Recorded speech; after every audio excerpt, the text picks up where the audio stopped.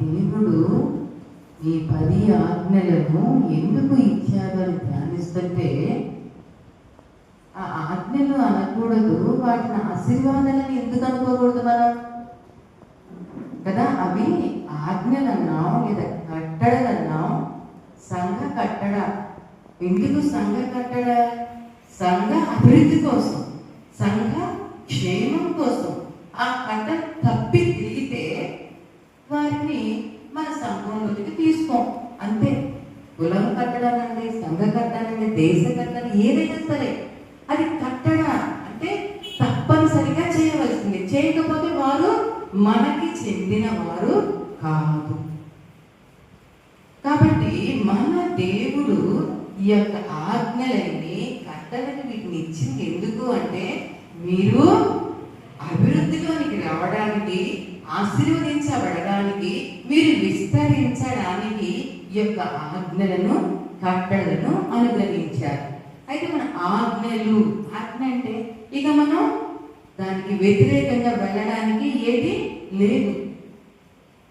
మరి మనం పోయిన గురువారం నేర్చుకున్నాం మొదటి ఆజ్ఞ, నీ దేవుడైన యెహోవాను నేనే తప్ప వేరొక దేవుడు నీకు ఉండకూడదు. ఇంకంతే, నేనే.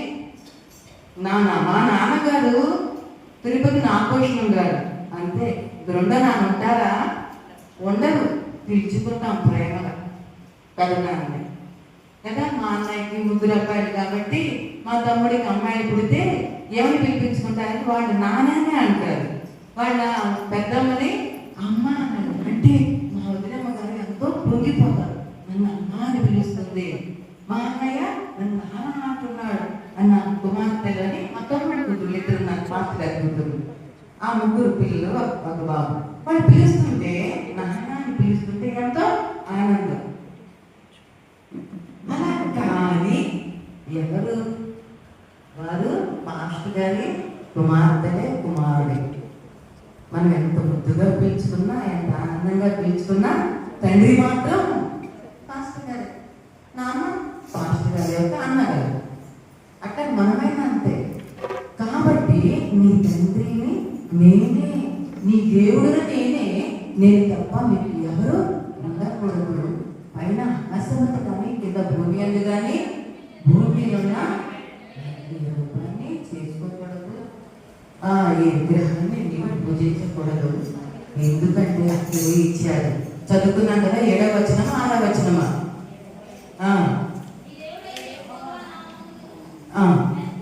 మొదటి వచనం, మొదటి ఆజ్ఞ. పైన ఆకాశం అంతే కానీ, కింద భూమి అంతే కానీ, భూమి కింద నేల అంతే కానీ, దేని రూపమునైనను నీవు చేసుకొనకూడదు, వాటికి సాగిలపడకూడదు, వాటిని పూజింపకూడదు. ఏలైనగా నీ దేవుడైన యెహోవాను నేను రోషము గల దేవుడను, నన్ను ద్వేషించు వారి విషయంలో 3-4 తరముల వరకు తండ్రుల దోషమును కుమారుల మీదకి రప్పించుచు, నన్ను ప్రేమించి నా ఆజ్ఞలను గైకొను వారిని 1000 తరముల వరకు కరుణించువాడనై ఉన్నాను. నేనంత రోషం గల దేవుడు. నా బిడ్డల్ని వేరే వాళ్ళు వచ్చి నా బిడ్డలంటే నేను ఎలా ఒప్పుకోగలను? నేను రోషం గల దేవుడు. మీరు కనుక నా మాటలు విని నా ఆజ్ఞలను అనుసరించి నడుచుకుంటే మిమ్మల్ని 1000 తరాల వరకు కరుణిస్తాను. మీ తరమే కాదు, 1000 తరాలంటే ఇంకెంతో. చూడండి, ఎప్పుడు అన్ని తరాల వరకు నేను మిమ్మల్ని కరుణిస్తాను. అదే కనుక నన్ను కనుక మీరు ద్వేషిస్తే, ఏంటి ఎలా చేస్తున్నాడు? ఇలా అంటున్నాడని ద్వేషిస్తే 3-4 తరాల వరకు మీ దోషాన్ని కాదు, మీ తండ్రుల దోషాన్ని కూడా మీ మీద మోపుతారు. కాబట్టి జాగ్రత్తగా ఉండండి అని దేవుడు మొట్టమొదటి నేను మనందరికీ తెలియజేశారు. కాబట్టి ఈ వారంలో మనం మన దేవుడిని యెహోవాని 2 విషయాలు కనపరిచామనుకుంటున్నాం. ఆయన నామాన్ని వేరే వాడికి ఇవ్వలేదని నమ్ముచున్నాం. ఇప్పుడు రెండవ ఆజ్ఞ లేదా రెండవ ఆశీర్వాదం. ఏంట ఆశీర్వాదం? నీ దేవుడైన యెహోవా నామమును వ్యర్థంగా ఉచ్చరింపకూడదు, వ్యర్థంగా పలకకూడదు. మొదట్లోనే చెప్పాడు ఏమని? నీ దేవుడైన యెహోవా నేను రోషం గల దేవుడిని, పౌరుషం గల దేవుడిని, ఆషామాషి కాదు. కాబట్టి నన్ను పూజింపకుండా వేరే వాడిని పూజించావా నీవు అంతే. ఇక నీ దోషం కాదు, నీ ఇతర దోషాన్ని కూడా నీ మీద మోపుతా, జాగ్రత్త. అది నన్ను ప్రేమిస్తే, నా ఆజ్ఞలను నా మాటలను వింటే 1000 తరాల వరకు కరుణిస్తా. నీకు 1000 తరాలు కావాలా లేదా 4 తరాల దోషం కావాలా, శాపం కావాలా? నీవే ఆలోచించుకో. రెండవదిగా నీవెక్కడ పడితే అక్కడ నా నామాన్ని వ్యర్థంగా మాట్లాడకు. నీకేం తెలుసు నా గురించి? ఏం తెలుసు? నువ్వు మాట్లాడతావు ఎలా పడితే అలాగా వ్యర్థంగా ఉచ్చరించబాకు, వ్యర్థంగా పలుకబాకు. గాల్లో దీపం పెట్టి దేవుడా దేవుడు అనబాకు. నీ వంతు నువ్వు కష్టపడు. అప్పుడు దేవా నేను కష్టపడ్డాను, నాకు ప్రతిఫలం ఇవ్వని అడుగు. అప్పుడు నేను నిమ్మడిగిన దానికంటే నీకు 2 ప్రతిఫలాన్ని ఇస్తాను. అలాంటి గొప్ప దేవుడు. అయితే చూద్దాం, ఈ దేవుడు యెహోవా నామం అనగా పేరు. ఈ పేరు ఎక్కడ ఉందో మొట్టమొదటిగా చూద్దాం. ఆదికాండము 4వ అధ్యాయము 26వ వచనం. ఆదికాండము 4వ అధ్యాయము 26వ వచనం. మరియు షేతునకు కూడా కుమారుడు పుట్టెను, అతనికి ఏనోషను పేరు పెట్టెను. అప్పుడు యెహోవా నామమున ప్రార్థన చేయుట ఆరంభమైంది. షేతు ఎవరు? ఆదాము హవ్వల కుమారుడు. ఎప్పుడు పుట్టాడు ఈ షేతు? మొట్టమొదటిగా హేబేలుకి ఆయన 2 కుమారులు దేవుని దేవలన పుట్టాడు. చక్కగా సంతోషంగా ఉన్నారు. కానీ హేబేలు చిన్నవాడిని, పెద్దవాడి కయీను చంపిన తరువాత కయీను పారిపోయాడు. ఆ తర్వాత కయీను పోయిన తర్వాత, కయీను కూడా దేశీయులైపోయిన తర్వాత షేతు అనే ఆదాముకే పుట్టాడు. ఆదాము హవ్వలకే కుమారుడు. 3వ కుమారుడు షేతు. ఆ షేతుకి కూడా కొడుకు పుట్టాడు, ఎనోషు. అప్పుడు యెహోవా నామమున ప్రార్థన చేయట ప్రారంభమైంది. కాబట్టి యెహోవా నామం అనేది ఆషామాషి కాదు, అది మనం ప్రార్థించుకోగల నామం. ఆ నామమును నువ్వు ఏది ప్రార్థన చేసినా నీ దేవుడు నీకు అనుగ్రహించేవాడై ఉన్నాడు. కాబట్టి నీ దేవుడైన యెహోవా నామము ఆషామాషి కాదు. అందుకని ఎక్కడ పడితే అక్కడ నీ ఇష్టం వచ్చినట్టు వ్యర్థంగా నువ్వు మాట్లాడకూడదు. సినిమా హాల్లోకి వెళ్ళి దేవుడా దేవుడా అంటే దేవుడు కోపం అసహ్యించుకుంటాడు. ఎందుకు? అసహ్యమైనటువంటి స్థలాల దగ్గర, నిషిద్ధ స్థలాలకు వెళ్ళి అక్కడ దేవుడు అని అంటే దేవుడు ఒప్పుకోడు. అందుకే నువ్వు ఎక్కడ పెడితే అక్కడ నీవు వ్యర్థంగా మాట్లాడకు.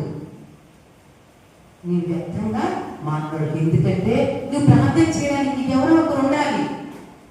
నీకు ఏదైనా పని అవ్వాలి అంటే నువ్వు అడగడానికి ఎవరో ఒకరు ఉండాలి నీ బదులుగా. అయ్యా నాకు బయట సహాయం చేయవా అని నువ్వు ప్రార్థించుకో, ఒకరిని వేడుకో. అప్పుడు ఆయన నీకు ఈ మార్గాన్ని సరళం చేస్తాడు. కాబట్టి దేవునికి, ఆదాముకి, హవ్వకి, దేవునికి మధ్య ఉన్నటువంటి సంబంధం తెగిపోయిన తరువాత, మరలా షేతు పుట్టిన తరువాత, షేతుకి ఒక కుమారుడు పుట్టాడు. ఎనోషు పుట్టిన తరువాత అప్పుడు ప్రార్థన చేయట ఆరంభమైంది. కాబట్టి యెహోవా నామం ద్వారా, అయ్యా నీ వృత్తిని రక్షించవా, నేను నీకు దూరంగా పాపం చేశాను, నీకు వ్యతిరేకంగా పాపం చేశాను, దరిద్రులను క్షమించవా, క్షమించమని చెప్పవా దేవుడికి అని ప్రార్థన చేయడం వారది. తెగిన సంబంధాన్ని పునరుద్ధరించుకోవడానికి ఉన్నటువంటి వారధి యెహోవా నామము, యెహోవా అనే పేరు. కాబట్టి యెహోవా అనే పేరును నువ్వు ఎక్కడ పడితే అక్కడ, ఎలా పడితే అలాగా నీవు మాట్లాడకూడదు. మాట్లాడి సహించింది, ఎందుకంటే నేను రోషం గల దేవుడని ముందుగానే దేవుడు హెచ్చరించారు.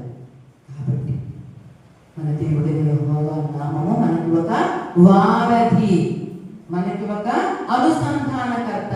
తెగిపోయిన సంబంధాలు, దేవుడితో తెగిపోయిన సంబంధాన్ని మరలా కుదుర్చుకోవడానికి వాడబడినటువంటి సాధనం యెహోవా అను నామము, యెహోవా అను పేరు. నామం అంటే పేరు అని అర్థం. రెండవదిగా చూద్దాం, నిర్గమకాండము 3వ అధ్యాయము 14వ వచనం. అందుకు దేవుడు, నేను ఉన్నవాడను అనువాడనై ఉన్నానని మోషేతో చెప్పాను. సరే అయ్యా, నువ్వు పేరు యెహోవా అని పేరు చెప్తున్నావు అంటే ఏంటి అసలు? ఈ ఇశ్రాయేలు నా మాట వినేవా? తెలుసు మనకి చరిత్ర అంతా కదా. ఇశ్రాయేలుని నీవు ఇక్కడ నుంచి తోడుకొని పో, నేను చూపించే పాలుదన్ని ప్రవహించే కనాను దేశానికి నువ్వు వెళ్ళాయా, వాళ్ళతో చెప్పు, మీ దేవుడని యెహోవా మీకు చెప్తున్నాడు, మీకు ఆ ప్రాంతాన్ని చక్కగా మీకు ఇస్తారట, మీరు లేచి రండి, రండి మీరు రండి అంటే మోషే ఏమన్నాడు? అనేక సాకులు చెప్పి, అయ్యో వాడు నా మాట వినరయ్యా, నేను నత్తేవాడినయ్యా, నాకు సరిగ్గా మాట్లాడడం రాదయ్యా వాళ్ళతో, వాళ్ళు చెప్పే ప్రశ్నలు నేను సరిగ్గా సమాధానాలు నేనేమి చెప్పలేనయ్యా అని అంటే ఏమంటారు? లేదు నేనున్నా.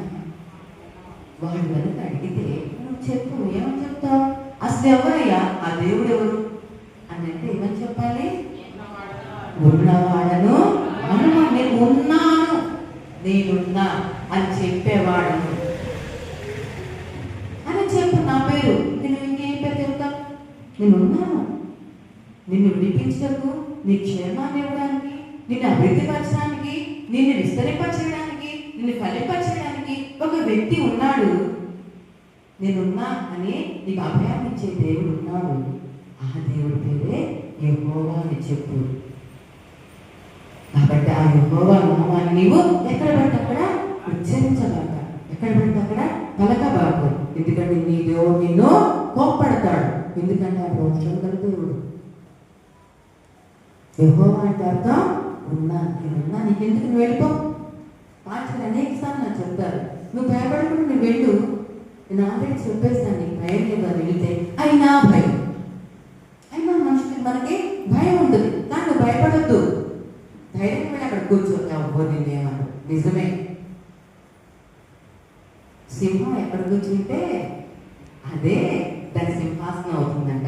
సింహం ఎక్కడ కూర్చుంటే ఏమి, నేల మీద కూర్చుంటే ఏమి, రోడ్డు మీద కూర్చుంటే ఏమి, పెద్ద ప్యాలెస్ లో ఉంటే ఏమి, పూరి గుడిసెలో ఉంటే ఏమి, ఏంటి సింహం సింహమే. దాని స్వభావం మారదు. అది ఎక్కడ కూర్చుంటే అదే దాని సింహాసనం, అదే సింహాసనం అవుతుంది. పెద్ద పెద్ద సింహాసనాలు అక్కర్లా. నువ్వు వెళ్ళి మూలన కూర్చో, నీ దేవుడు నిన్ను గుర్తుపట్టి వచ్చేసే వచ్చేసే వచ్చేసే అని గబగబా నేను ముందుకు తీసుకొస్తాడు. నిజమే, ఇది నాకు జరిగింది నా జీవితంలో. అది వీడి చదివేటప్పుడు చెప్పాను కదా, ఆ ఇంటర్వ్యూకి వెళ్ళినప్పుడు మాస్టర్ గారు ముందే చెప్పేశారు, మీకు వెళ్ళి గవర్నమెంట్ సీట్ అడగండి అని. వచ్చాడు బాబన్నాయ్, అప్పుడు మాకు బాబన్నాయ్ మా అన్నయ్య వాళ్ళిద్దరు వచ్చారు నా తోడు. తక్కువ వచ్చి దగ్గరికి వచ్చి నా దగ్గరికి వచ్చి చెప్పారు, నువ్వు గవర్నమెంట్ సీట్ అడుగు వెళ్ళి అని. ఎందుకంటే నా ముందు 2 అబ్బాయిలు మాట్లాడుకున్నారు, రే గవర్నమెంట్ సీట్లో అయిపోతున్నాయి అంట, అయిపోయి లేవు ఇంకా ఒక 3 ఉన్నాయినా అని చెప్పాను. 3 ఉన్నాయంట. నా ముందు ఒక అమ్మాయి ఉంది, ఆ అమ్మాయి వెళ్ళిపోయింది అనుకోండి, ఇంకా 2 ఉంటాయి. ఆ రెండిట్లో ఒక అబ్బాయి తీసుకుంటే 3 గవర్నమెంట్ సీట్లు ఉన్నాయా హైదరాబాద్లో. గబగబా వెనక నుండి వచ్చి గవర్నమెంట్ సీట్ అడుగు అని చెబుతున్నారు నా దగ్గరికి. సరే అని చెప్పి గబగబా వెళ్ళే నా ఆఫీసుల దగ్గరికి నా పేరు వచ్చినప్పుడు గవర్నమెంట్ సీట్స్ ఉంటే చూడండి అని. గవర్నమెంట్ సీట్ల అన్నీ అయిపోయినాయి అని ఇలా చూస్తారు. చూస్తే 3 ఉన్నాయి కదా, ఒకటి రౌండ్ ఆఫ్ చేసిందంటే 3 సున్నా పెట్టినట్టు అయిపోయిందని, 2 కూడా సున్నా పెట్టింది, 3 ఒక్కటే ఉంది. ఒక్కటే ఉందమ్మా విజయనగరం, దూరం వెళ్తామన్నారు. దూరం ఏంటంటే ఆడపిల్ల హాస్టల్ ఉంది, అంటే ఇచ్చేయండి, అమ్మాయి హాస్టల్లో ఉంటుందండి, జేఎన్యూలోనే చదువుతుంది, హాస్టల్లోనే ఉండాలి అంతే. ఇన్ని 10,000 రూపాయలు ఫీజు కట్టాలి, 10,000 రూపాయలు తీసుకొని వెళ్ళాము మేము. ఏం లేదు, 130 రూపాయలు కట్టి కాలేజీకి వెళ్ళిపోమా అన్నారు. ఫీజు 130 రూపాయలు, 10,000 ఎక్కడ, 130 ఎక్కడ? మళ్ళీ నాకు సర్టిఫికెట్ అన్ని తీసుకున్నారు. ఇది నిజమేనా? ఇది నిజమేనా? అమ్మో ఇది నిజమా కాదా? అబద్ధమైతే ఈ సర్టిఫికెట్ అన్ని ఇస్తారు లేదు, అదొక కంగారు. అది మన దేవుడైన నామం. నువ్వు ఎక్కడికి వచ్చినా నీకు తెలుసు నీ బిడ్డెవరో. రా రా రా వచ్చే వచ్చే అని చెప్పి నేను ఇక్కడ కూర్చోబెట్టగల సమర్థుడు మన దేవుడు. అంత గొప్ప దేవుడు. అందుకే మనకు తెలుసు ప్రతి వారం మనం అంకుల్ వారి పాటలు పాడుకుంటాం. ఏమని? యెహోవా నీ నామము ఎంతో బలమైనది, ఎంతో బలమైనది, ఎంతో బలమైనది. యెహోవా నీ నామము నీ ప్రజల పక్షముగా యుద్ధములు చేసిన దేవా, నీ ప్రజల పక్షముగా యుద్ధములు చేసిన దేవా, అగ్నిలో పడవేసిన దేవుడివి, అగ్నిలో పడవేసిన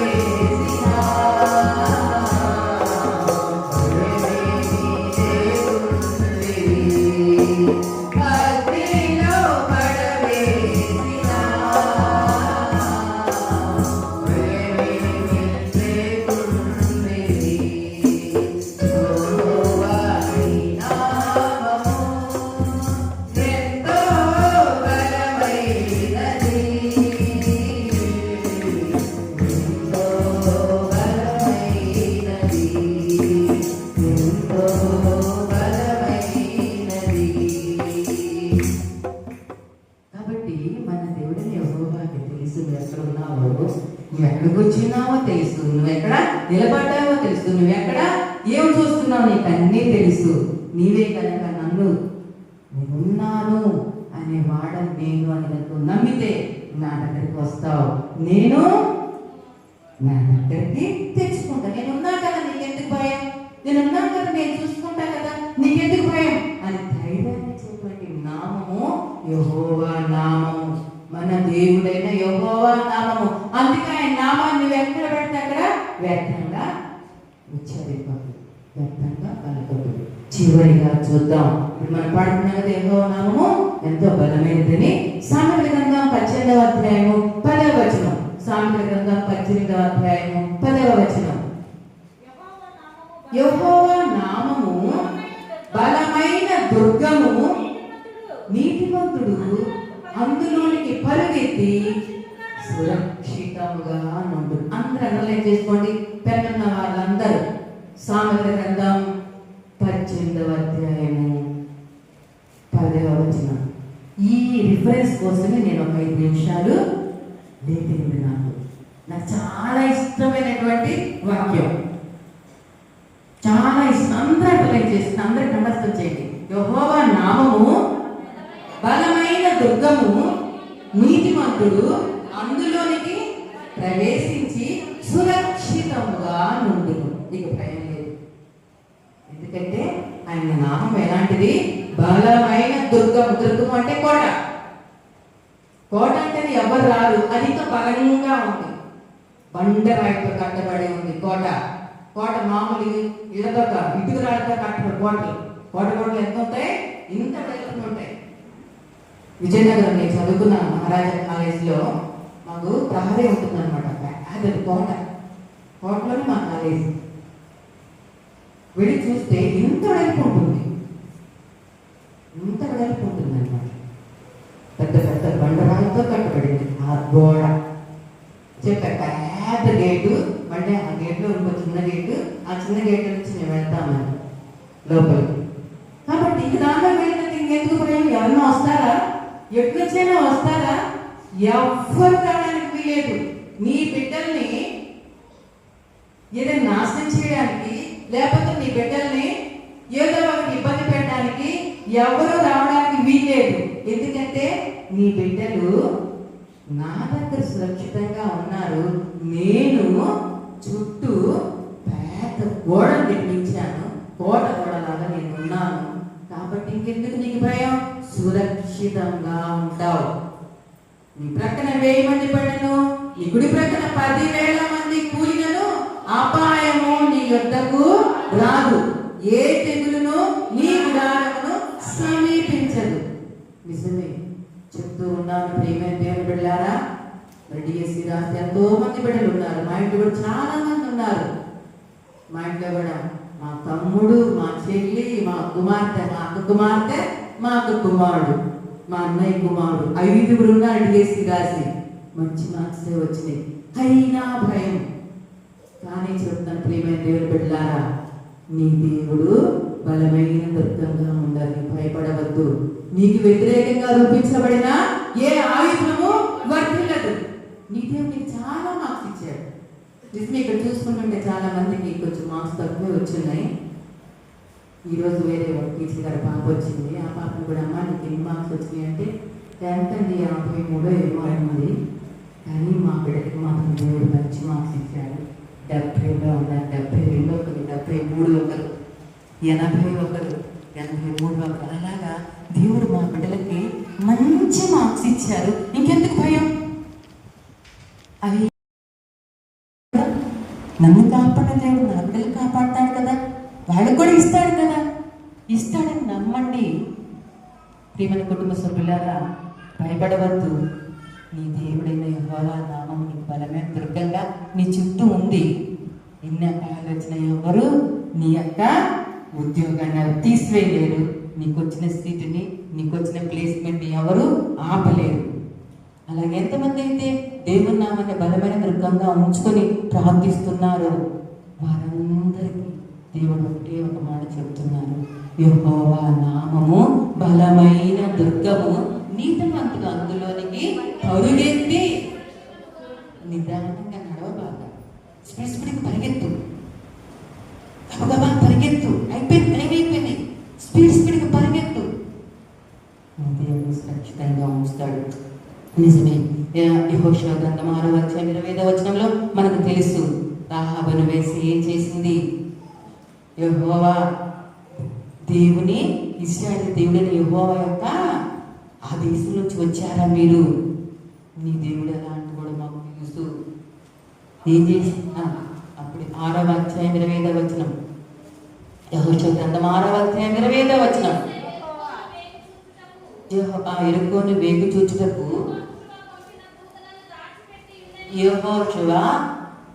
యెహోవా దూతలను దాచిపెట్టి ఉంచిన దాచిపెట్టాను కనుక అతడు ఆమెను, ఆమె తండ్రి ఇంటి వారిని, ఆమెకు కలిగిన వారిని అందరినీ బ్రతుకనిచ్చాను. అది ఆమె నేటి వరకు ఇశ్రాయేలు మధ్య నివసించుచున్నది. ఎలాంటి వాళ్ళైనా దేవుని నామాన్ని కనుక ఉచ్చరించి, దేవుని బిడ్డల్ని నీవు దాచిపెట్టి నీ దగ్గర కనుక రాణించుకుంటే, దేవుని మాట విని కనుక యెహోవా నామము బలమైన దుర్గమని నమ్మి ఆ దుర్గంలోకి ఎవరైతే పరిగెత్తుకుంటూ వస్తారో వారు సురక్షితంగా నివసిస్తారు. ఆమె రాహాబు వేసి అయినప్పటికీ ఇశ్రాయేలు దేవుడని యెహోవా గురించి మాకు తెలుసు, ఆయన గురించి మేము వింటే మా గుండెలు మండి కరిగి ఇదైపోతున్నాయి, మా గుండెలు కరిగిపోతున్నాయి అని ఎన్ని అద్భుతాలు చేశారు అని దాచిపెట్టింది. సురక్షితంగా ఆ యెహోవా నామాన్ని ఆ దుర్గంలో సురక్షితంగా ఉండగలిగింది. నేటి వరకు సురక్షితంగా ఉండగలిగింది. కాబట్టి ప్రియమైన దేవుడు పెట్టారు, మన దేవుడిని యెహోవా రోషము గల దేవుడు. కాబట్టి ఆయన నామాన్ని నువ్వు ఎక్కడ పెడితే అక్కడ ఉచ్చరించబాకు, ఎప్పుడు పడితే అప్పుడు నీ నోటితో పలకబాకు. నువ్వు నోరు మోసుకుని ఉండు, దేవుడికి నోరు తెలిసి మాట్లాడతాడు. నీకు కష్టం కలిగిందా? నువ్వు నోరు మూసుకొని ఉండు, నీ దేవుడే నీకు సమాధానం చెప్తారు. నీకు వ్యతిరేకంగా రూపొందిన ఏ ఆయుధము వర్తిల్లదు. కాబట్టి ఎవరైతే యెహోవా నామం అంత బలమైందని నమ్ముతారో వారిని దేవుడు సురక్షితంగా ఉంచుతారు. కాబట్టి ప్రేమ దేవుని పెట్టారు. దేవుడు మనకు రెండో ఆశీర్వాదాన్ని ఇస్తున్నాడు. ఏంటి ఆశీర్వాదం? నేను దోషం గల దేవుడును కాబట్టి నీ దేవుడైన యెహోవా నామాన్ని వ్యర్థంగా ఉచ్చరించకూడదు. ఎందుకంటే మొట్టమొదటిగా ఆ యెహోవా నామమే ప్రార్థన ప్రారంభమైంది. ప్రార్థించడానికి మనకి ఒక ఆయుధం దొరికింది. రెండవది ఎవరైనా ఉన్నవాడని చెప్పేటువంటి అభయాన్ని ఇచ్చే నామం. మూడవది యెహోవా నామం బలమైన దుర్గం. అలాంటి నువ్వు ఎక్కడ పడితే అక్కడ వాడదు, ఎక్కడ పడితే అక్కడ నువ్వు మాట్లాడదు. నీ దేవుడిని ప్రార్థించుకో, అప్పుడు నువ్వు సురక్షితంగా ఉంటావు. దేవుడు ఇచ్చేటువంటి గొప్ప ఆశీర్వాదాలు నీవు పొందుకుంటావు. అలాంటి గొప్ప ఆశీర్వాదాలు మన సంఘంలో ప్రతి బిడ్డకు దేవుడు దయచేయాలని ఈ యొక్క 10 ఆశీర్వాదాలు 10 వారాలు దేవుడు మనకు తెలియజేస్తూ ఉన్నారు. కాబట్టి ఎవరు కూడా మిస్ అవ్వకుండా ఆశీర్వాదాలు పొందుకోవాలని తెలియజేస్తూ నా మాట దేవుడు మనందరూ దీవించిన దాకా రెండవ ఆశీర్వాదం మరియు మొదటి ఆశీర్వాదం ప్లస్ రెండవ ఆశీర్వాదం, 2 ఆశీర్వాదాలతో మనల్ని దేవుడు దీవించిన దాకా. ఆమేన్. దేవుని స్తోత్రం. సింహాల పోనై నన్ను సంతోషముగా వెళ్ళి, సింహాల పోనై నన్ను సంతోషముగా వెళ్ళి ప్రార్థించి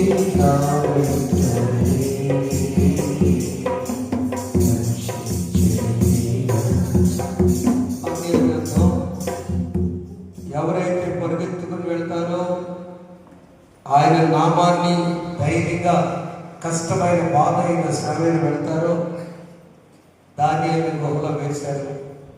సింహాల గుహలో వేస్తే ఎవరు పరిగెత్తుకుని వెళ్ళారంటే 6వ అధ్యాయం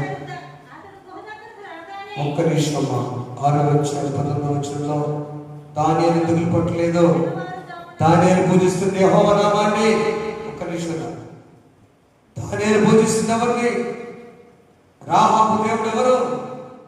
మీరు నమ్మిన దేవుడు కాదు, మన కుటుంబంలో నమ్మిన దేవుడు ఎవరు?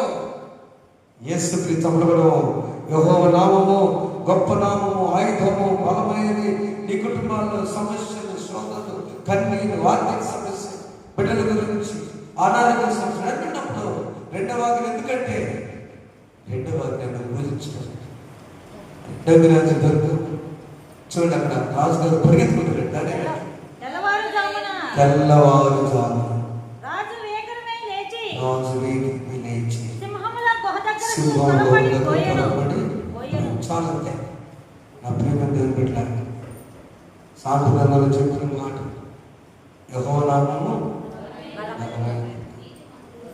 నీతి మంత్రాలలో స్లోగా వెళ్ళకూడదు.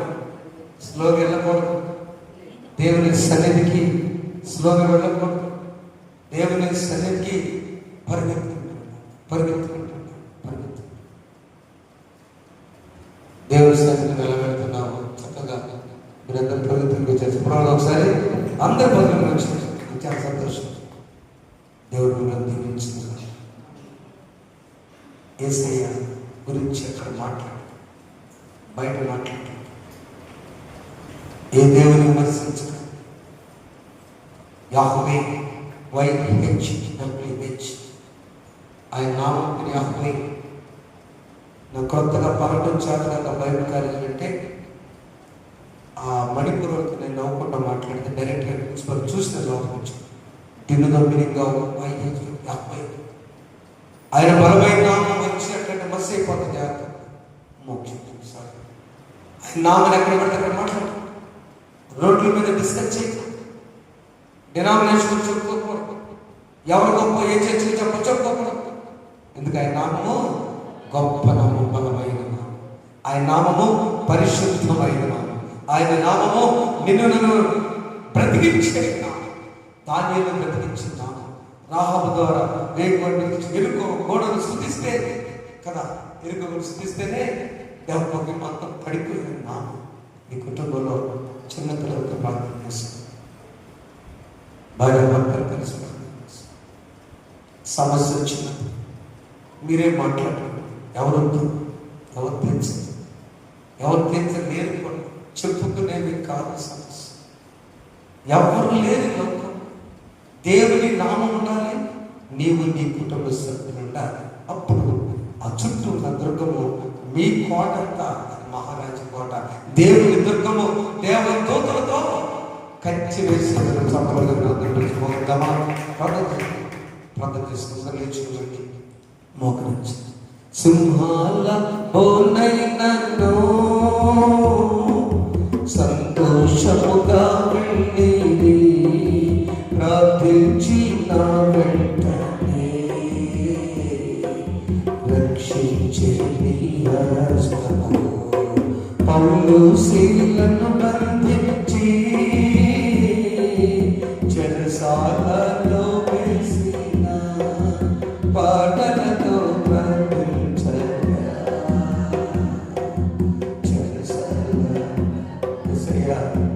నేను పాటలు పాడుకుంటాను. అని నామం పై నామం అంత స్తుతించేది నీ నామం ప్రభు.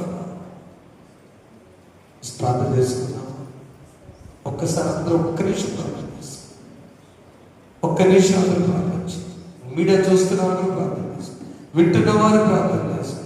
నీ నామంలో ఎంత శక్తి ఉన్నారు ఆయన. ఆదాము మనవుడు ముందు మనవుడు పుట్టినప్పుడు ప్రార్థన మొదలైంది నీ నామం పేరు. ఈరోజు మా కుటుంబంలో నీ నామం ఎంత బలం ఉందని ఆయన. నీ పేరు చెప్పుకుంటే చాలు ప్రభు, అంత గొప్ప నామం. ఎక్కడ పడితే అక్కడ మాట్లాడు పరిశుద్ధి ఇది ఆశీర్వాదం. నీ నామం ఉన్న గొప్పతనం చెప్తుంది. మేము ఎక్కడ పడితే అక్కడ వ్యర్థంగా తెచ్చుకొని కాపాడు. బిడ్డలకి అర్పణలు మీకు దీవించి వారి కుటుంబాల్లో ఏది అంకరణ మీకు తెలుస్తుంది. దాని లోపలికి వెళ్ళి ప్రభు ప్రశాంతంగా నీ నామాన్ని స్మరిస్తుంది. రాజే పరిగెత్తాడు కట్టేసుకుంటాడు.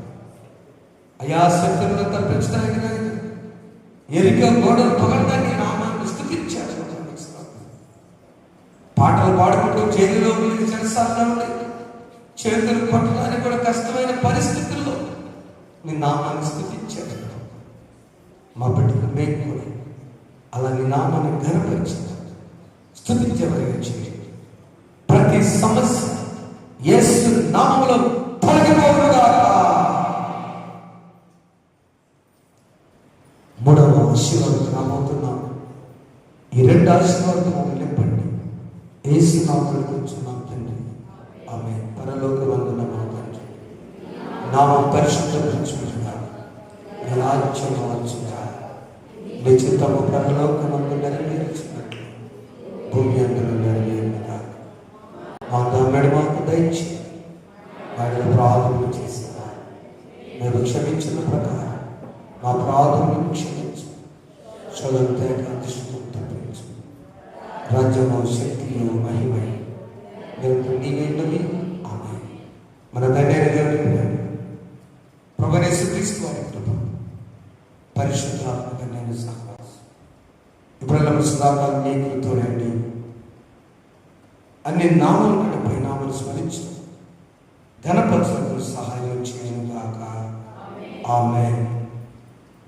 యెహోవా నీ నామము ఎంతో బలమైనది,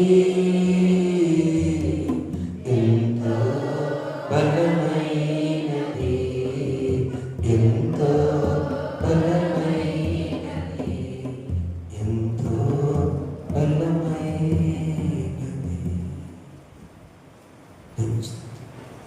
దేవుడు దీవించుగాక. ఆమేన్. దయచేసుకొచ్చున్నాం. వీడియోని పంపించిన బదులా చాలా మంది చూస్తున్నారు. మా సహోదరు వాళ్ళు చాలా మంది కలిశారు. ఆయా ప్రదేశాల్లో, పూణేలో, ఆయా స్థలాల్లో మీరు చూస్తున్నారు. దేవుడు మిమ్మల్ని దీవించుగాక. ఈ 10 ఆజ్ఞలు ప్రతి గురువారం రండి. 2 ఆజ్ఞలు అయిపోయిన 10 వారాల్లో దేవ నన్ను బలపరచు, నన్ను 10 ఆశీర్వాదాలు ఇప్పుడు మన సంఘానికి దయచేయను గాక. దేవుడు మీ కుటుంబాల్లో కూడా దయచేయను గాక. Thank you. లోపల పేషెంట్ రావాలి, ఏం చేసినా చిన్నపిల్లలు తీసుకొని ప్రతి వారం నేను చెప్పకూడదు తినకూడదు త్వరగా ఫాస్ట్గా